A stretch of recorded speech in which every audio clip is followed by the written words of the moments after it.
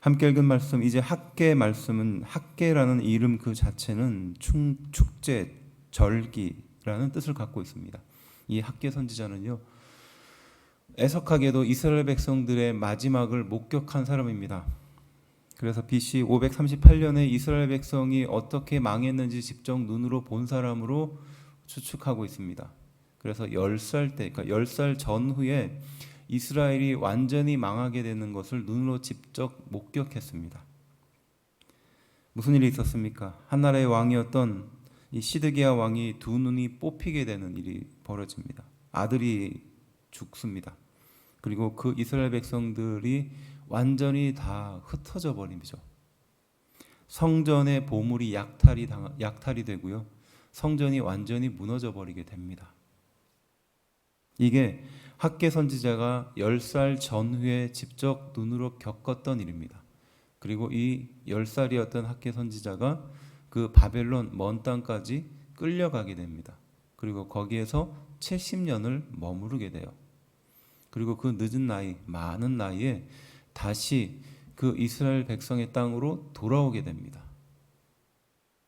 5만 명 정도가 그 땅으로 다시 돌아오게 되는데, 돌아온 그 땅은 정말로 비루하고 이루 말할 데 없이 초라한 그런 작은 도시가 되어버립니다. 그 휘황찬란했던 문화가 다 없어져 버리고 그 성전과 성벽이 완전히 사라진 그 상태에 노년의 그 학계 선지자는 이스라엘 땅을 바라보면서, 아마 성전을 바라보면서 어떤 마음이 들었을까요? 그리고 바로 그 자리에서부터 이스라엘 백성들은 성전을 짓기 시작합니다.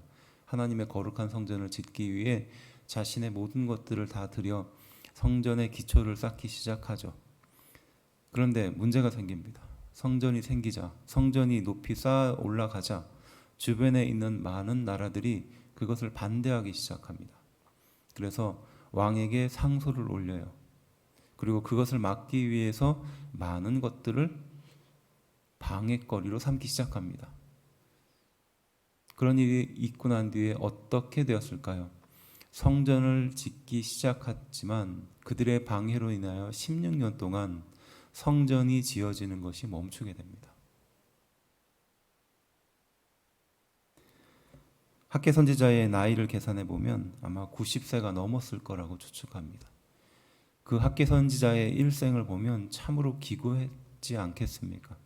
이스라엘의 멸망을 직접 목격하고 그리고 먼 곳까지 끌려갔다가 다시 그 자리로 돌아와 하나님의 성전을 건축하는 중에 16년씩이나 이렇게 성전의 건축을 하지 못하는 상태에 놓여진 거죠. 그리고 이제 하나님께서는 그 학계 선지자에게 찾아가 말씀하십니다. 그것이 함께 읽은 말씀의 시작이에요. 하나님은 먼저 이스라엘 백성들이 16년씩이나 성전을 건축하지 못했던 것에 대해서 듣기 시작합니다. 그때 이스라엘 백성들이 무엇이라고 대답합니까? 여호와의 전을 건축할 시기가 아직 이르지 아니하였다라고 대답합니다. 2절에 나와요. 백성의 변명이죠. 이제 그 16년 동안 멈춰진 성전을 다시 짓기 위해서 하나님은 이스라엘 백성들 마음에 무엇이 있는가 살펴보았더니 그들의 마음속에는 아직 성전 지을 만한 준비가 되어 있지 않다. 지금은 성전을 지을 때가 아니다라고 변명하고 있는 거죠. 그때 하나님께서는 그 학계 선지자의 입을 빌어서 말씀한 것입니다. 그것이 4절이에요. 이 성전이 황폐하였거늘 너희가 이때에 판벽한 집에 거주하는 것이 옳으냐. 여기서 판벽한 집이라는 것은 지붕과 벽이 있는 집을 말하는 겁니다. 그러니까 최소한의 구조죠. 하나님의 성전은 이제 기초도 쌓지 못하고 제대로 올라가지도 못한 상태로 그렇게 방치가 되고 있는데, 너희는 너희 집에 정상적으로 지붕이 있고 벽이 있는 것이 과연 옳은 것이냐라고 학계 선지자의 입을 들어서 묻고 있는 장면입니다. 그리고 이렇게 말하죠. 5절. 그러므로 이제 만군의 여호와가 이같이 말하노니 너희는 너희의 행위를 살필지니라 라고 말합니다. 너희의 행위를 살피고 너희의 원래의 자리로 돌아오며 너희가 어떻게 여기까지 왔는지 돌아보라라는 말씀이죠. 그리고 이어지는 9절, 6절입니다. 너희는 많이 뿌릴지라도 수확이 적을 것이며 먹을지라도 배부르지 못할 것이며 마실지라도 흡족하지 못할 것이며 입어도 따뜻하지 못하며 일꾼이 삭을 받아도 그것을 구멍 뚫어진 전대에 넣음이 될 것이다 라는 것입니다.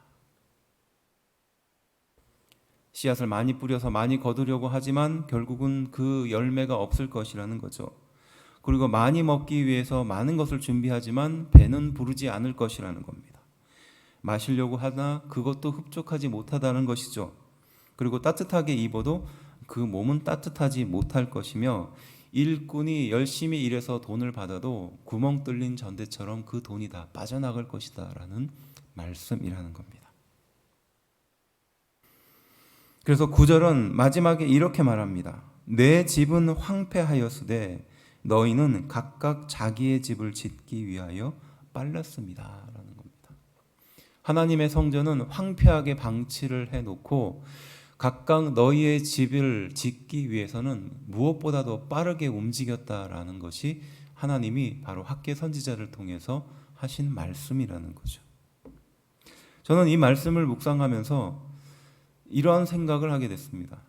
왜 하나님께서는 이스라엘 백성들의 고단한 삶을 알아주지 못할까? 그들이 완전히 실망하고 좌절하고 괴로운 상황에서 나라를 잃은 괴로움 속에서 그렇게 70년을 보내고 이제 겨우 고향 땅으로 돌아와서 자기 집이나 좀 짓고 좀 편안한 삶을 살 수도 있게 할 텐데 그것을 먼저 허락한 이후에 성전을 짓거나 다른 일을 해도 될 텐데 왜 하나님은 이스라엘 백성들에게 이렇게 말씀하실까? 너희의 행위를 살필지어다. 내 집은 황폐하였는데 너희는 각각 자기의 집을 짓기 위하여 왜 이렇게 빠르냐라는 말씀을 하실까? 라는 의문이었어요.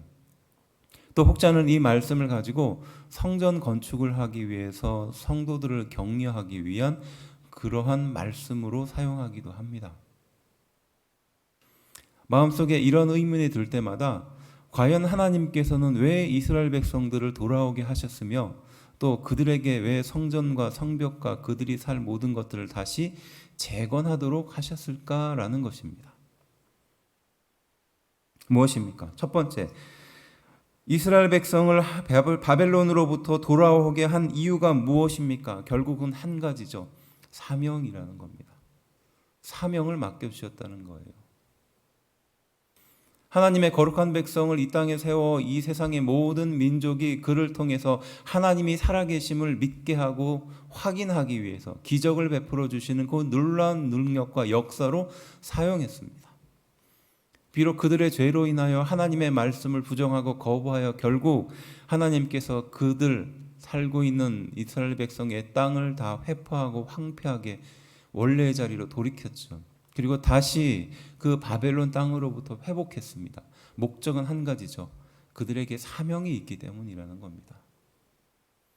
바로 이스라엘 백성들이 그 바벨론 땅에서 이곳까지 오게 된 이유는 편안하고 안정된 삶을 살라고 행복하고 즐거운 삶을 살라고 그들을 불러세운 것이 아니라 사명을 맡겨주셨다는 것이에요. 믿으십니까? 이렇게 보면 이스라엘 백성들은 그 사명을 이루기 위해서 여기까지 온 거예요. 그런데 막상 그 사명을 이루기 위해서 그 땅에 왔으나 기쁨으로 왔으나 하나님의 은혜를 회복하고 이제 하나님이 우리를 통해서 다시 한번 하시는구나를 깨닫고 그 자리에 왔지만 당장 현실의 문제들이 눈에 보이기 시작하는 거죠. 그리고 주변에 방해가 있는 거예요. 그러니까 어떻게 합니까? 실망과 좌절 속에서 사명을 잃어버린 거예요. 그리고 당장 현실의 문제에 깊이 빠져든 거죠. 마찬가지로 우리 성도들도 이 세상을 사는 사명이 무엇이냐라는 것을 묻고 있는 거예요. 그렇지 않습니까? 우리는 무엇으로 행복하고 무엇으로 기쁘고 무엇으로 만족하고 있느냐는 겁니다. 당장 내 앞에 있는 그 문제를 해결하기 위해서 인생을 살아가는 것처럼 보입니다. 그것이 우리를 만족하게 하고 기쁘게 하는 것처럼 느끼죠. 하지만 그것이 진짜 하나님이 우리를 이 세상에 보내신 목적이냐는 것입니다. 그렇지 않겠죠. 하나님은 각자에게 맡겨주신 사명이 있습니다. 그것을 이루기 위해서 여기까지 인도해 주신 줄로 믿습니다. 그 사명을 이룰 때 우리 안에 진정한 행복이 만들어지는 줄로 믿습니다. 그 사명을 이루어 갈 때 우리 안에 모든 문제가 해결될 줄로 믿습니다. 두 번째는 무엇일까요? 하나님의 성전을 소홀히 했다는 뜻은 하나님과의 관계를 소홀히 했다라는 뜻이라는 겁니다. 당시 이스라엘 백성들에게 있어서는 신앙의 중심은 무엇입니까? 하나님의 성전이었어요. 그것이 이스라엘 백성들의 신앙의 중심이었어요. 그런데 그것을 짓기 위해서, 그것을 다시 세우기 위한 사명을 붙들고 이 자리에 왔으나 외부의 반대로 인하여 16년씩이나 그것을 멈추고 있었을 때 기초만 쌓여져 있던 짓다가 만 건물을 바라보는 그 백성의 마음은 어땠을까요? 곧 하나님과 깊은 교제를 나누고 성전을 통해서 하나님을 만나야 하는 이스라엘 백성들이 16년씩이나 그 예배를 드리지 못하는 상황이며, 하나님을 중심에 모셔드리지 못하는 상황이면, 하나님과 깊은 교제를 나누지 못하는 상태로 자신을 방치하고 있었다면 어땠을까요? 괴로움이 컸겠죠. 두려움이 컸을 겁니다. 이래도 되나라는 마음이 컸을 겁니다. 이렇게 살아도 되나? 이렇게 방치해도 되나? 라는 마음이 들지 않았을까요? 지금 이것이 바로 그들의 상태였다는 겁니다. 하나님과의 관계를 소홀히 했다는 겁니다. 나는 깊이 관계하고 있었다라고 생각할지 모르지만 사실은 그러하지 못한 상태로 방치하고 있다는 거예요. 마지막 세 번째는 무엇일까요? 앞서 말한 내용입니다. 현실에 눈이 어두워서 모든 문제의 해결이신 하나님을 의지하지 않았던 거죠. 자신의 문제, 자신 앞에 놓여진 현실의 문제에 눈이 멀어버린 거죠. 그래서 이 모든 것을 해결할 수 있는 문제 해결의 중심이신 하나님을 모시지 못하고 살고 있었던 겁니다. 결국 하나님을 우리의 중심에 모셔드리는 삶이 우리에게 지금 급히 필요하다라는 말씀이라는 거죠. 너희의 행위를 살필지어다라는 말씀은 결국 우리가 하나님 중심으로 살고 있는가라는 것을 물어보는 거예요. 그 하나님 중심의 삶이 없는 인생은 많이 뿌릴지라도 수확이 적을 것이고, 많이 먹을지라도 배부르지 못할 것이며, 마실지라도 흡족하지 못하며, 입어도 따뜻하지 못할 것이며, 일꾼이 삭을 받아도 그것을 구멍 뚫린 전대에 넣음과 같이 될 것이다 라고 그들의 상태를 지적하고 있는 것입니다. 무엇을 우리에게 교훈하고 있는 것일까요? 먼저 하나님을 알수록 무지한 나를 더욱더 발견하게 되는 거예요. 하나님을 더욱더 깨달을수록 내가 얼마나 죄악에 가득한 삶인지를 알게 되는 것입니다. 반대로 말하면 나를 더 알아가면 알아갈수록 하나님이 아니면 안 된다라는 사실을 깨닫게 되는 줄로 믿습니다. 이것이 길이에요. 이것이 형통할 수 있는 길이고 이것이 첩경입니다. 또 무엇을 우리에게 교훈하고 있습니까? 하나님의 중심을 말하는 겁니다. 우리는 하나님을 도구로 사용하려는 그 습관을 갖고 있어요. 무엇을 말하죠? 사업이 잘 되기를 바라며 하나님을 믿습니다. 또 가정의 문제가 해결되기를 바라며 하나님을 더욱더 의지합니다. 관계를 해결하기 위해서 나의 묶여진 모든 것들이 해결되기 위하는 마음을 갖고 하나님을 의지하죠. 또 어떻습니까? 내 안에 만족감을 느끼기 위해서, 무엇인가 채워지는 느낌을 받기 위해서 하나님을 의지하죠. 하지만 이것은 하나님을 도구로 사용하는 것입니다. 그렇지만 하나님은 그런 하나님이 아니십니다. 하나님을 우리 중심에 둘 때 이 모든 문제가 해결될 줄로 믿습니다. 이것이 유일한 길이고 가장 빠른 길이에요. 하나님의 방법으로 해결되고 하나님의 방법으로 그 모든 문제가 사라지게 될 줄로 믿습니다. 좀 더 정확하게 말하면 문제가 더 이상 문제가 되지 않는 것이죠. 우리는 예민하게 반응하는 그 문제가 우리의 인생의 걸림돌이 되는 것이라고 생각합니다. 그것이 우리 인생 전체를 지배해서 내가 하나님께 나아가지 못하는 문제라고 생각하기 쉽습니다. 하지만 하나님은 우리에게 말씀하십니다. 하나님께 먼저 나아가는 것이 문제를 해결하는 열쇠라는 사실이죠. 그리고 그것을 통해서 하나님은 하나님의 방법대로 이 모든 문제를 해결하기를 원하십니다. 믿으십니까? 마지막으로 방치되고 나태한 신앙생활의 종지부를 찍고 나의 행위를 돌아보아 멈추어진 신앙의 생활을, 멈추어진 성전을 다시 쌓으며 하나님 중심의 신앙생활을 회복해서 결국 승리하게 되는 성도들이 되어야 한다라는 것을 교훈하고 있는 줄로 믿습니다. 하나님께서는 우리가 이 세상을 살면서 승리하기를 원하십니다. 성공하기를 원합니다. 하나님의 은혜로 모든 문제를 해결하기를 원하십니다.